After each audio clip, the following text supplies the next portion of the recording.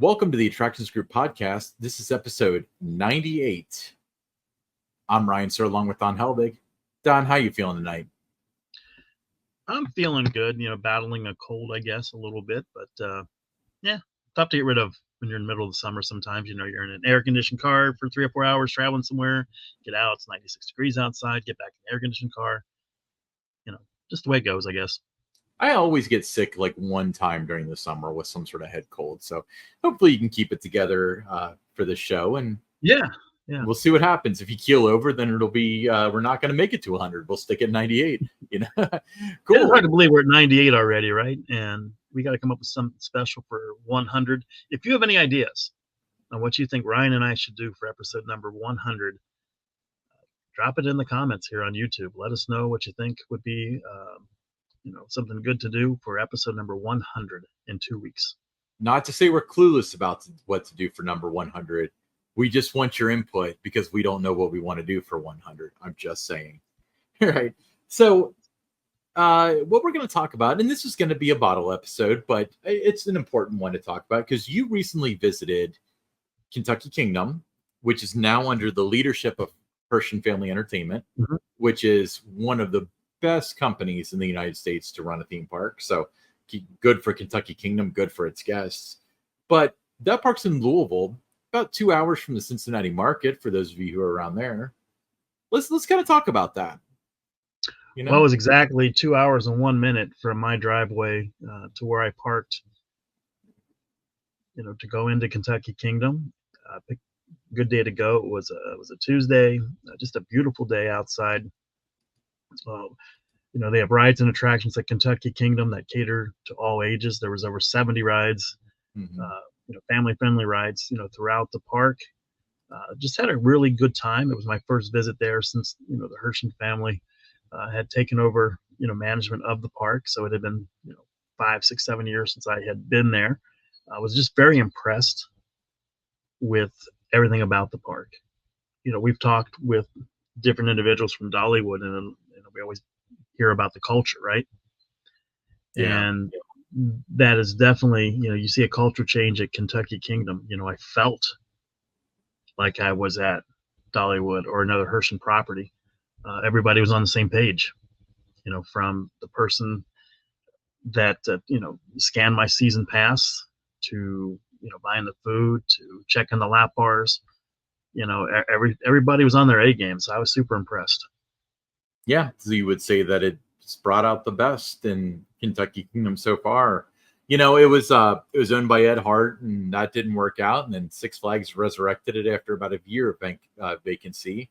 And then Six Flags punted on it, and then Ed Hart picked it up again, and then he sold it to Hershon. And my understanding is that Ed Hart retained about a 10%, maybe 15% ownership, but has since sold that to Hershon.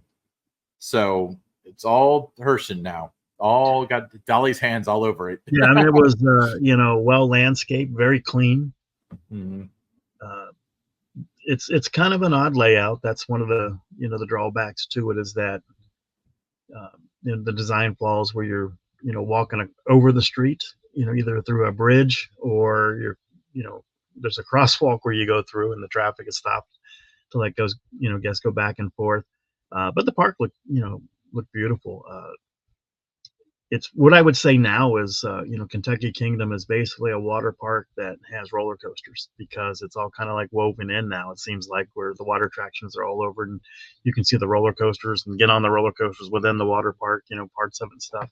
But the water park, it looks phenomenal. I did not, go in and experience any of the water attractions, but the families that were doing so, I mean, they were having that best day of the summer experience. So I think for, if you live in Louisville, to have that as your hometown park, available to you, I think it's really, leaps and bounds ahead of where Kentucky Kingdom was and all its other, renditions. Yeah. So one of my favorite rides there is Storm Chaser. That's an RMC. So that's technically a conversion, although it's very much new. That covered Twisted Twins, I believe, was the name when the ride went down. But it's got the first barrel roll hill. So basically, you barrel roll off the hill. That's the first one in the United States. There was one at Six Flags Mexico. But I think that's a really cool sensation. You go down, you kind of get that little air time, and this is such an intense coaster. It's funny because it's not super long. It's not really exactly short, but it's not notably long like some RMCs are nowadays. But I think most agree that it's one of the more aggressive RMC coasters. It was intense, a little more intense than a couple of the other ones I had been on, but I absolutely loved it, and oh yeah, thought it was a phenomenal ride. I think it makes for some good photo opportunities around the ride. The picture, if you're watching on YouTube, the train going over, where the logo is. They've got some great logos there too. Yes, ID signs and that for their rides, but. Yeah, I would have to say that was my favorite roller coaster there. It was my first time riding it. I had ridden the Twisted Twins and that, and but it's my first time since that conversion, and I was really looking forward to that. And that alone almost made it worth the trip. Just that, how much fun I had on that.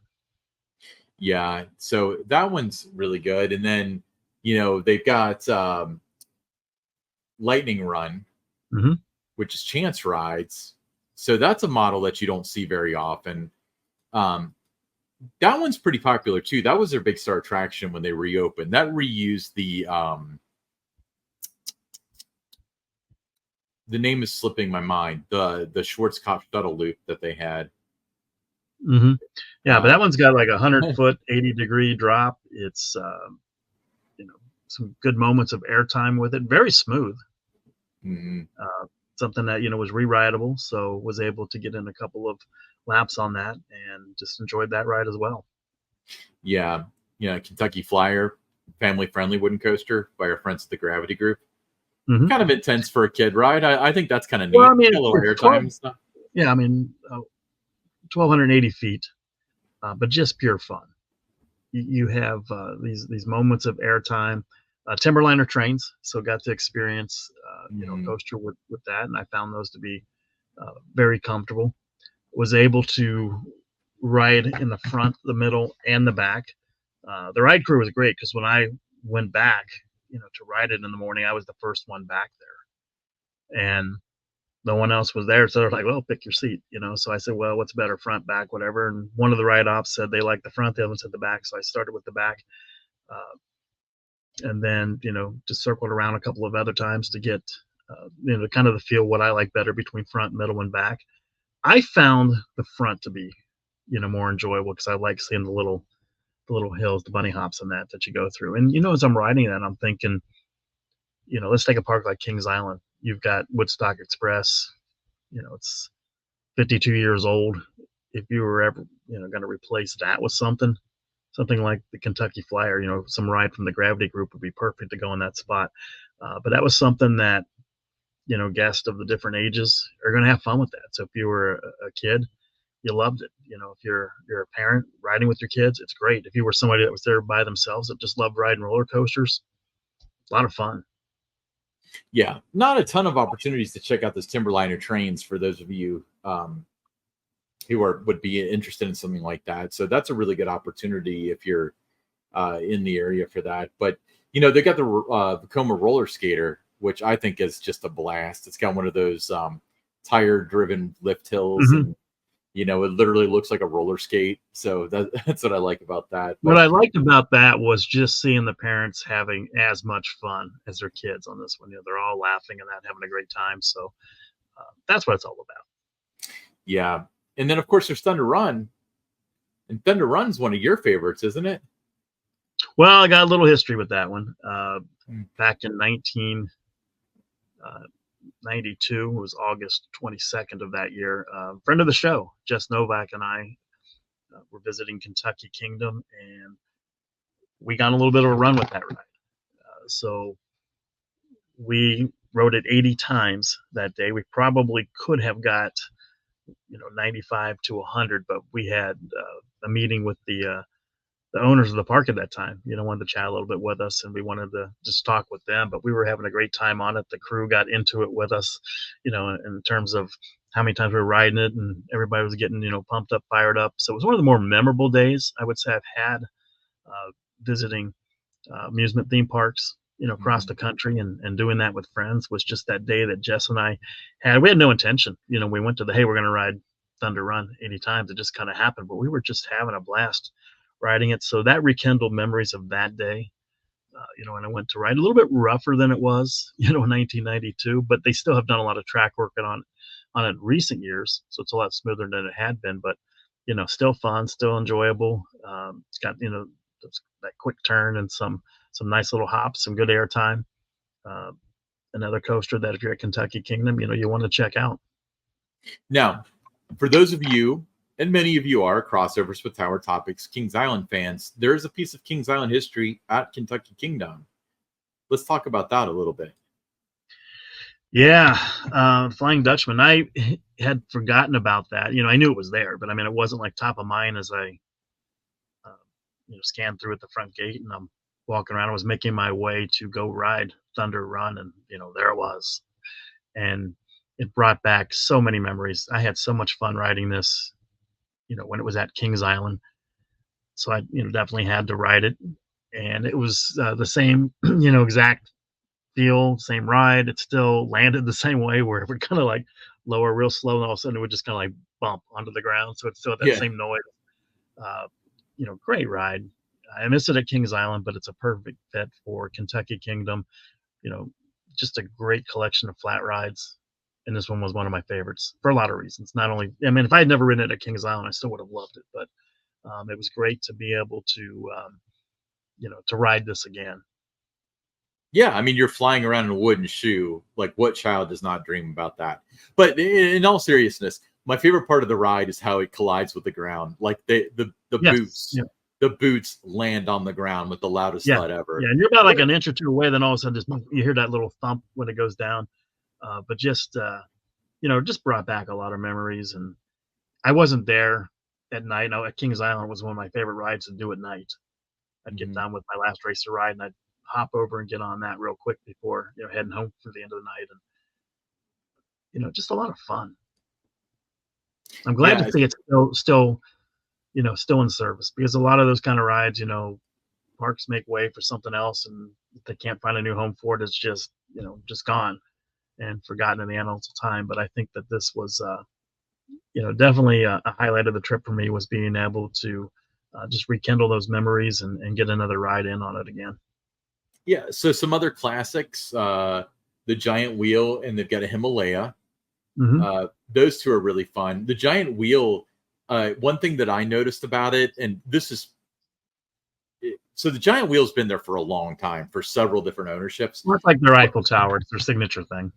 But there's a sign on it from Vekoma that says, like, if this ride is up for repossession, please call this number, or something weird like that.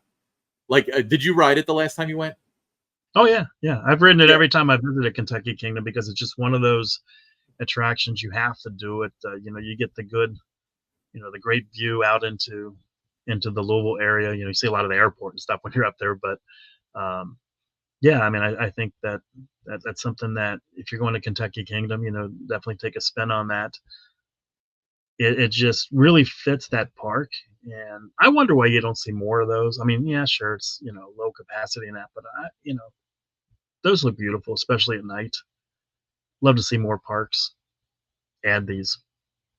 Do you think if a park was going to add a Ferris wheel in today's world, that they would add like an open air one like that, or like the closed cabin ones, like the Mondial ones, like the ones that there's the one that was in Cincinnati is now in San Francisco, but like you could ride that like when it was snowing if you wanted to, because it was like fully air conditioned. I think that would be kind of cool to have one of those. Yeah, I'd go opt for the model that Kentucky Kingdom has. Yeah. Then they got the Bella Musica carousel. Well, I'm known for roller coasters, loving trains, and loving carousels, and it's another one that you got these beautiful hand carved horses, and it was fun to take a spin on the carousel. Yeah. So the carousel though, or do they have two carousels? Because I'm pretty sure They have another one. Yeah, it's like a musical one.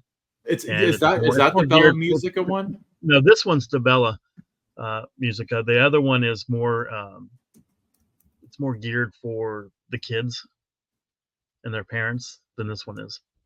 Okay, because I thought maybe this one, the Bella Musica one, would be the one that has the musical instruments. But I just Googled Bella Musica Kentucky Kingdom, and you are correct. Bella Musica does have horses. Located, right near Thunder Run and the beloved Flying Dutchman. Yeah, absolutely. Okay, so Mad Hatter Teacup Ride, that needs no introduction. Obviously, it even has the theme of the Mad Hatter, so spinning teacups. Yeah, but just so cool to see these kind of rides. I mean, you don't think about what a great flat ride collection that Kentucky Kingdom has until you're there. Yeah. Professor John's Flying Machine. That's my personal favorite. Larson Flying Scooters. As of the last time I went, they were letting you snap them, and oh yeah, they got a they good. They asked me to cool it because I was scaring everybody else on the ride, but a lot of fun. And then the Tin Lizzie's antique cars, some of the best antique cars in the industry, I think. I think so. A lot of room.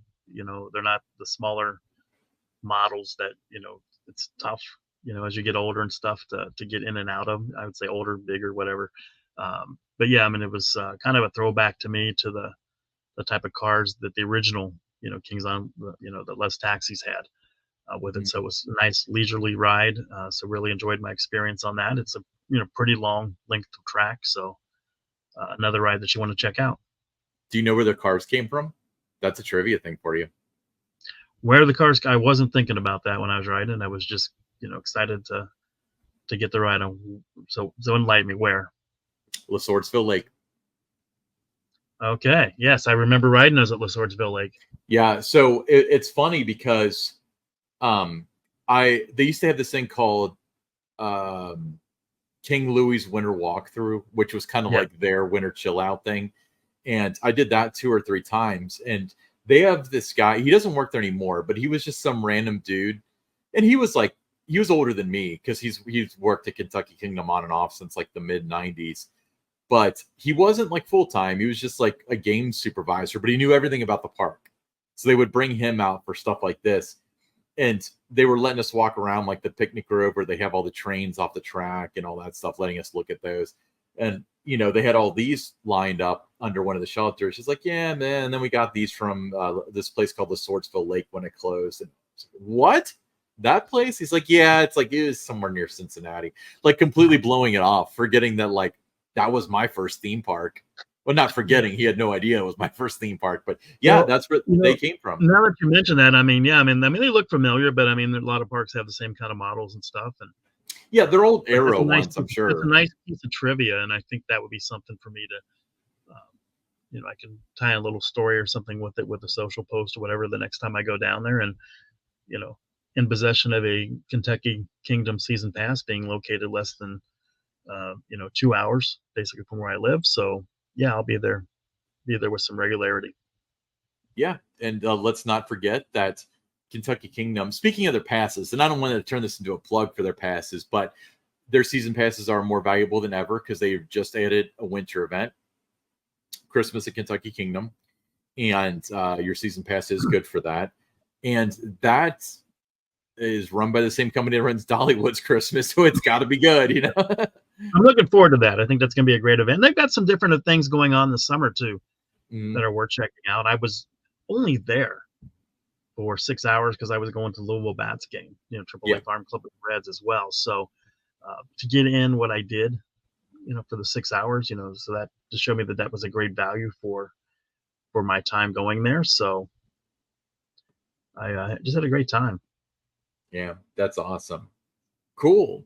Well, Kentucky Kingdom, Louisville, Kentucky, off the Watterson Expressway. So, yeah, I want to talk about the food too. I mean, that was another thing that has definitely been elevated, the culinary experience.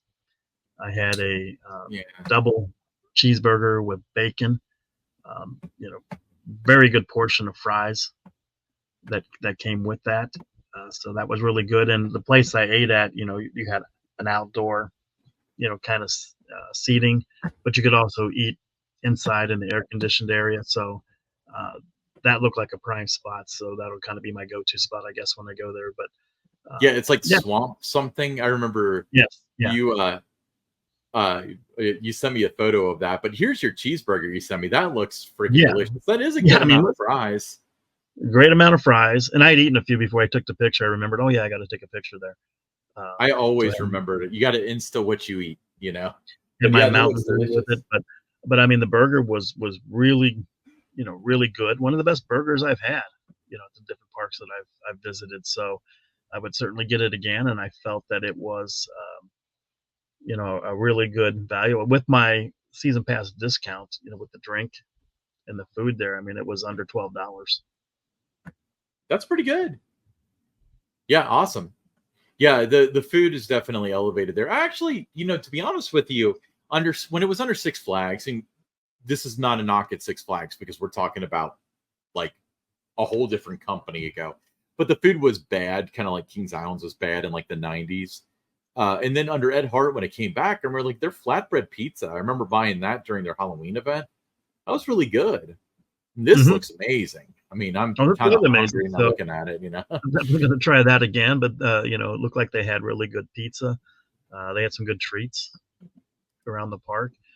But I definitely want to go back. And something I wanted to throw at you, Ryan, is we talked about doing different meetups and that this summer. I think that would be a nice place for us to have an attractions group meetup. We pick maybe a Sunday to go there, or a Saturday. A weekend when more people will be available to go, and we just all have a good time riding the coasters, eating the food, just enjoying the landscaping and just how pretty the park looks. And if you're an aquatics fan, I mean, just a great water park. So much to do inside of the water park. And so yeah, I think if we can get a date, maybe sometime late July or something, try to do something there early August. Yeah, let's do it. Yeah, so drop us a comment if you're interested. Would you be willing to go to Kentucky Kingdom to do a meetup, hang out Meet with up, us? ride rides with Ryan and I. Yeah, I think it'd be fun. Yeah, you'll know me because I'll be hanging around the guy that you actually recognize in the park. That's dumb. All right, stick around. We got the pick six coming up next.